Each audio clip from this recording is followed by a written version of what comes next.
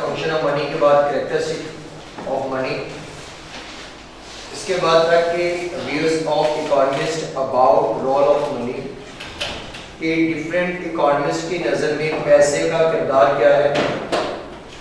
Classical economist की नज़र में जो पैसे का किरदार वो कहते हैं कि डिमांड फॉर मनी कुछ भी नहीं है। अब यहाँ पर वो कहते हैं believe that there should be no demand for money. यहाँ पर वर्ड है डिमांड फॉर मनी। तो डिमांड फॉर मनी का मतलब होता है पैसा हाथ में रखना या कैश का पास होना या लिक्विडिटी मनी का होना, उसकी कोई भी वैल्यू नहीं है और वो इसमें बिल्कुल यकीन नहीं रखता। एज मनी इज न्यूट्रल, ये बिल्कुल न्यूट्रल है, बस ये एक लुब्रिकेंट के तौर पर इस्तेमाल होता है मार्केट फोर्सेस में कि बायर और सेलर के दरमियान ये सिर्फ एज ए लुब्रिकेंट इस्तेमाल होगा, इसके अलावा पैसा कुछ भी नहीं है और ये कोई एक्टिव नहीं बल्कि मार्केट में ये पैसिव रोल अदा कर रहा है। क्लासिकल इकोनॉमिस्ट के अकॉर्डिंग तीन बातें जो आपको याद रखनी होंगी। नंबर 1 पे क्लासिकल इकोनॉमिस्ट उसका यकीन ये है, उसका बिलीव ये है कि नो डिमांड फॉर मनी, पैसे का वजूद कुछ भी नहीं है, पैसा पास रखना बिल्कुल फजूल है, ये न्यूट्रल है।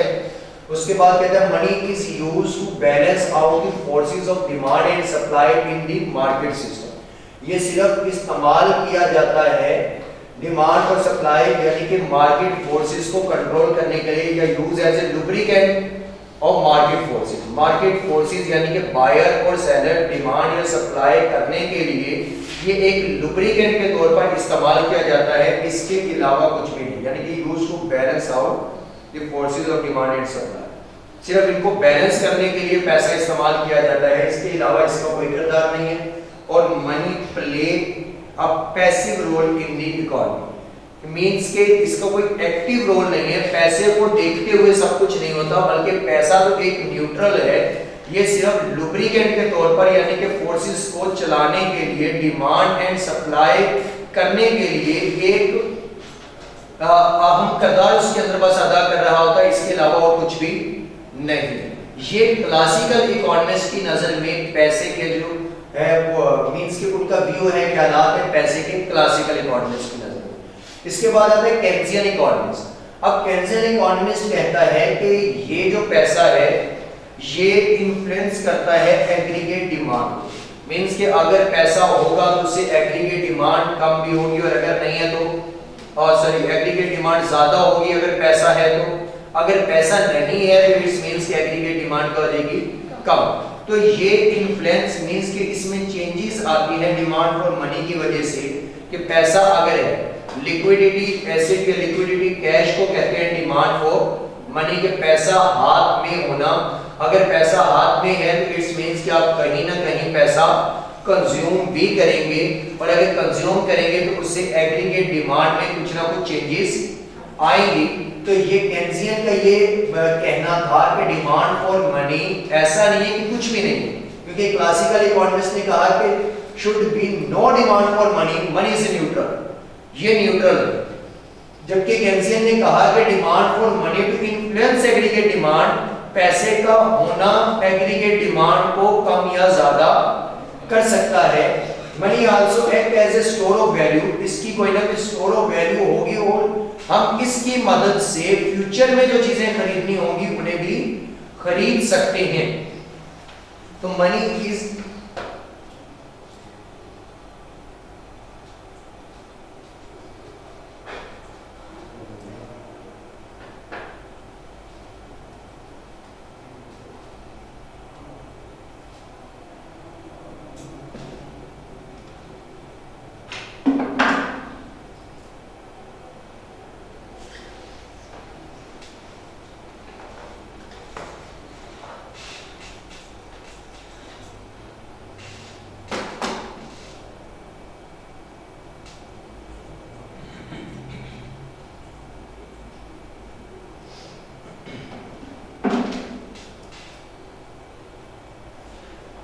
money also act as a store of value and can be used to purchase goods and services in the future। इसमें भी तीन ही बातें हैं कि demand for money influence aggregate demand, Keynesian के अकॉर्डिंग जो डिमांड फॉर मनी है, पैसे का पास होना या लिक्विडिटी एसेट के लिक्विडिटी कैश का पास होना, ये एग्रीगेट डिमांड को इन्फ्लुएंस कर सकता है।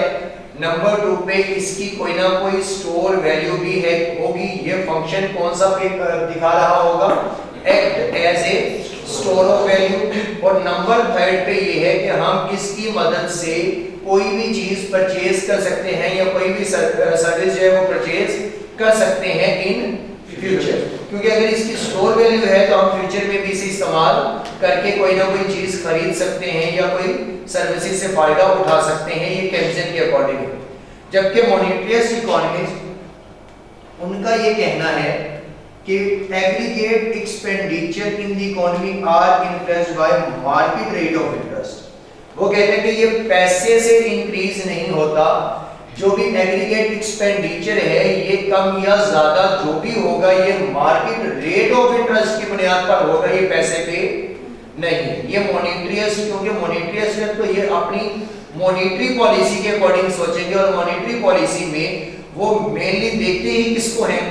रेट ऑफ इंटरेस्ट को देखते हैं। अगर रेट ऑफ इंटरेस्ट ज्यादा होगा तो इट्स मींस कि मनी सप्लाई कम होगी, अगर रेट ऑफ इंटरेस्ट कम होगा तो मनी सप्लाई ज्यादा होगा।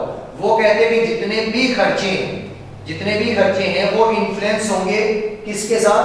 मार्केट रेट ऑफ इंटरेस्ट के साथ। If monetary policies are used to increase aggregate demand, employment and economic growth, it may cause a short term boost. अगर हम मॉनेटरी पॉलिसी लगाएंगे और मॉनेटरी पॉलिसी लगाने से मार्केट में एग्रीगेट डिमांड बढ़ जाता है, इकोनॉमिक ग्रोथ बढ़ जाएगी, चीजें जब ज्यादा चाहिए होंगी तो हमें चीजें बनानी भी ज्यादा पड़ेगी, उसके लिए हम लोगों को हायर करेंगे तो एम्प्लॉयमेंट भी क्या हो जाएगी? ज्यादा हो जाएगी। और ये वजह बनेगी, सिर्फ एक शॉर्ट टर्म बूस्ट होगा इससे कि इकोनॉमी में जो आपको आउटपुट मिलेगी, जो आपको नेशनल इनकम मिलेगी इकोनॉमी में, वो कोई लॉन्ग टर्म के लिए नहीं होगी, वो इस पॉलिसी की मदद से क्या रहेगी? शॉर्ट टर्म ही होगी। हो सकता है कि अगले 6 माह के लिए रहे या 1 साल के लिए रहे या 2 साल के लिए रहे। ऐसा नहीं है कि वो पॉलिसी लगाने से वो अगले 5-10 साल आपकी इकोनॉमिक ग्रोथ में रहे या एम्प्लॉयमेंट में लोग रहें या जो है वो एग्रीगेट डिमांड बढ़ती रहे, ऐसा नहीं है। इससे जस्ट क्या होगी? शॉर्ट टर्म आपकी इकोनॉमी बूस्ट होगी और but will ultimately lead to inflation. लेकिन जो इससे इन्फ्लेशन होगी वो अल्टीमेटली रहेगी, वो दोबारा कम नहीं होगी। मॉनेटरिस्ट इकोनॉमिस्ट का कहना ये है कि पैसे के दिन उन्होंने इतनी कोई खास बात नहीं की। वो कहते हैं कि यहाँ पर जो एग्रीगेट डिमांड या एक्सपेंडिचर ये इन्फ्लुएंस होते हैं मार्केट रेट ऑफ इंटरेस्ट से। अगर हम मॉनेटरी पॉलिसी का इस्तेमाल करते हैं और उससे एग्रीगेट डिमांड बढ़ जाती है, उससे जो है एम्प्लॉयमेंट बढ़ जाए, उससे इकोनॉमी में ग्रोथ बढ़ जाए, तो वो एक शॉर्ट टर्म के लिए बूस्टअप होगा इकोनॉमी के अंदर। लेकिन उसकी वजह से जो उस वक्त इन्फ्लेशन आएगी वो अल्टीमेटली रहेगी, वो दोबारा कम नहीं होगी, मींस फिर उससे प्राइसेस अप ही होंगी। अगर बात करें हम कि पेट्रोल की प्राइस किसी टाइम पे 68 रुपीज होगी, आपके होश में 40 रुपए भी होगी थी ना? 25 रुपए। कौन इतना बुजुर्ग बैठे हैं? अपने किस साल में होगी? ये शायद इस वक्त हमारे पास बाइसाइकिल था, चले 25 रुपए की अगर थी। लेकिन हम अगर अभी रिसेंटली बात करें कि पिछले 6 साल या 8 साल की या 10 साल की, इसमें हमने पेट्रोल का रेट 60 से 80 के दरमियान देखा। अब वो रेट वहां से बढ़ा, वो बढ़ते बढ़ते बाज़ वक़्त कहते हैं जी पेट्रोल की कीमतों में कमी, क्या उतनी कमी हुई जहां से ये चला था? नहीं। अगर 80 है तो 80 से 85 है, और अगर 2 रुपए की कमी हुई तो 83 पे आया है, ना कि ओरिजिनल या जनरल प्राइस लेवल से नीचे आया है। मींस के वो पेट्रोल की कीमत रही अप ही है, वो इकोनॉमी में बूस्ट आने की वजह से बाकी चीजें तो आर्जी तौर पे बढ़ी, पेट्रोल की कीमत भी बढ़ गई, बाकी चीजें तो गिर गई लेकिन पेट्रोल की कीमत नहीं गिरी। और अब मोस्टली यही होता है कि जब रेट डिसाइड होते हैं तो वो पेट्रोल के अकॉर्डिंग ही रेट डिसाइड करते हैं। मार्केट में कुछ भी लेने चले जाए तो वो कहते हैं देखें जी पेट्रोल की कीमत देखें, पेट्रोल की कीमत देखें, उसके हिसाब से रेट कुछ भी नहीं। या कोई भी चीज महंगी होगी, गाड़ियों का किराया है, इवन के क्लॉथ हाउस में चले जाएं, हालांकि उनका पेट्रोल से कोई लेना देना इतना खासा नहीं है, सॉइल ट्रांसपोर्टेशन के वो भी कहते हैं कि भाई पेट्रोल महंगा हो गया तो चीजें महंगी हो गई, तो मींस के सब कुछ लिंक उसी से कर रहे हैं। तो अब ये है कि इन्फ्लेशन जो है वो लॉन्ग टर्म के लिए रह जाएगी और जो इकोनॉमी में बूस्ट आएगा वो क्या रहेगा, शॉर्ट टर्म के लिए। तो इसमें ये है कि अगर मॉनेटरी पॉलिसी हम यूज करते हैं, इसे एग्रीगेट डिमांड, एम्प्लॉयमेंट और इकोनॉमिक ग्रोथ जो है वो सिर्फ शॉर्ट टर्म के लिए बूस्ट अप होगा, लेकिन जो इन्फ्लेशन है वो अल्टीमेटली यानी कि लॉन्ग टर्म के लिए इकोनॉमी में रहेगा। तो अब इसमें से जो पूछा जाता है वो क्लासिकल इकोनॉमिस्ट में ये passive role in the economy, यानी जो ये इकोनॉमी का पैसिव रोल है ये पेपर के अंदर पूछा जाता है। एक ये एमसीक्यू से है, ये पेपर के अंदर पूछा जाता है कि passive role in the economy, passive role in the economy वाला, और एज ए लुब्रिकेंट मनी बताएं जी कि किसने बताया था, तो केन्सियन इकोनॉमिस्ट ने बताया था। मॉनेटरी इकोनॉमिस्ट अपनी मॉनेटरी पॉलिसी के बारे में बताएगा कि रेट ऑफ चेंज की वजह से एग्रीगेट वो जो है मार्केट में इन्फ्लुएंस आएगा, और एग्रीगेट डिमांड अगर बढ़ता है तो वो मॉनेटरी पॉलिसी लगाएंगे, उससे आपकी इकोनॉमी बूस्ट अप तो होगी लेकिन वो एक शॉर्ट टर्म के लिए होगी, जब उसकी वजह से जो इन्फ्लेशन आएगी वो लॉन्ग टर्म रहेगी। इसके बाद आ गया जी डिमांड फॉर मनी।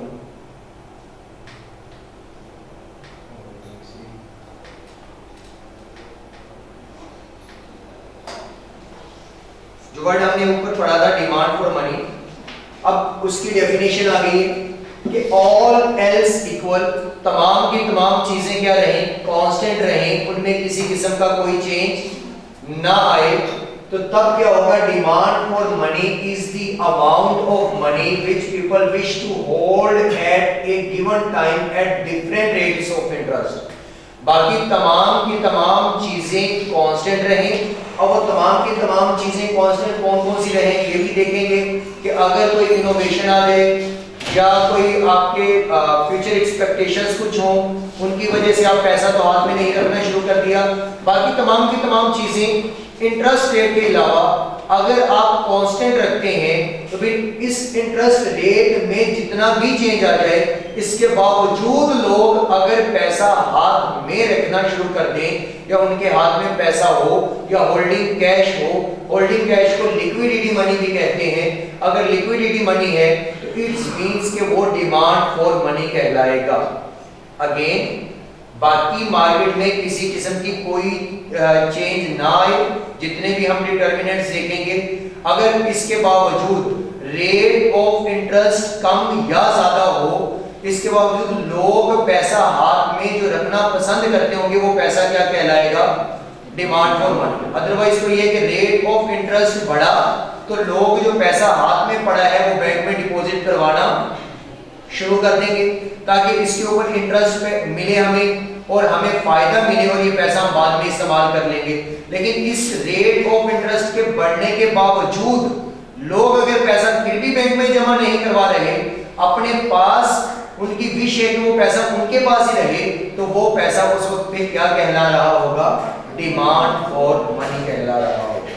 यानी कि ऑल एल्स इक्वल, बाकी सब कुछ क्या रहे सेम, उस वक्त जो पैसा होल्ड किया जा रहा होगा at given time at different rate of interest, तो वो क्या कहलाएगा, डिमांड फॉर मनी कहलाएगा। फिर वो कहते हैं जी in other words demand for money is the desired amount of holding financial assets in the form of cash और बैंक डिपॉजिट। मींस के डिमांड फॉर मनी ये है कि अगर किसी ने अपने पास कोई पैसा रखा है या कोई फाइनेंशियल एसेट है इन द फॉर्म ऑफ कैश कि जिसे वो कैश कर सकते हैं, या और बैंक डिपॉजिट, और बैंक में भी करंट अकाउंट में जिसे आप फौरन से क्या कर सकते हो, विड्रॉ कर सकते हो, तो उसको हम क्या कहेंगे, डिमांड फॉर मनी कहेंगे। और in nutshell demand for money is the desire to holding cash और liquidity asset. Demand for money क्या है, डिमांड फॉर मनी का मतलब ये है कि लोग जो पैसा अपने पास रखना पसंद करते हैं या होल्डिंग या लिक्विडिटी एसेट, और लिक्विडिटी एसेट का मतलब ये होता है कि जितनी आसानी से पैसा आपके पास आ सके या जितना पैसा आपके पास पड़ा है उसे कहते हैं लिक्विडिटी एसेट। अगर आपने बैंक में करंट अकाउंट में सबमिट करवाए हैं तो इट्स मींस कि ये लिक्विडिटी एसेट है, आप जब चाहें वो पैसा विड्रॉ कर सकते हैं। लेकिन अगर आपने सेविंग अकाउंट में रखे हैं तो ये पैसा इलिक्विडिटी में है कि एक टाइम पीरियड के बाद वो पैसा आपको मिलेगा। और अगर आपने मजीद उसे कोई बॉन्ड्स वगैरह खरीद लिए या गवर्नमेंट सिक्योरिटीज परचेज कर ली हैं तो ये तो अगले 15-20 साल तक आप फिर भूल जाए कि वो पैसा आपको रिटर्न में मिलेगा, तो वो मजीद इलिक्विडिटी है, उसे तो आप कभी विड्रॉ नहीं कर सकते। तो मींस कि अगर हम लिक्विडिटी से इलिक्विडिटी की तरफ जाएं तो सबसे ज्यादा लिक्विडिटी है कैश, जो पैसा आपके हाथ में आप उसे फौरन यूज कर सकते हैं। उसके बाद थोड़ी सी की लिक्विडिटी आ जाती है बैंक में, लेकिन आप करंट अकाउंट में फौरन उसे क्या कर सकते हैं, निकाल सकते हैं। या उसे करंट अकाउंट को कहते हैं डिमांड डिपॉजिट। डिमांड डिपॉजिट आपने फौरन जमा करवाई और आपको जब चाहिए आप वापस भी ले सकते हैं। फिर इसके बाद की लिक्विडिटी आती है सेविंग अकाउंट, फिर की लिक्विडिटी आती है गवर्नमेंट सिक्योरिटीज। तो मींस के ये रैंक वाइज भी आपसे एमसीक्यूज पूछा जा सकता है कि बताएं लिक्विडिटी से इलिक्विडिटी की बेहतर सीक्वेंस कौन सी है इनमें से। कैश, बैंक से मुराद है करंट अकाउंट या डिमांड डिपॉजिट, फिर आ जाएगा आपके पास सेविंग डिपॉजिट और लास्ट पे आ जाएगा गवर्नमेंट सिक्योरिटीज।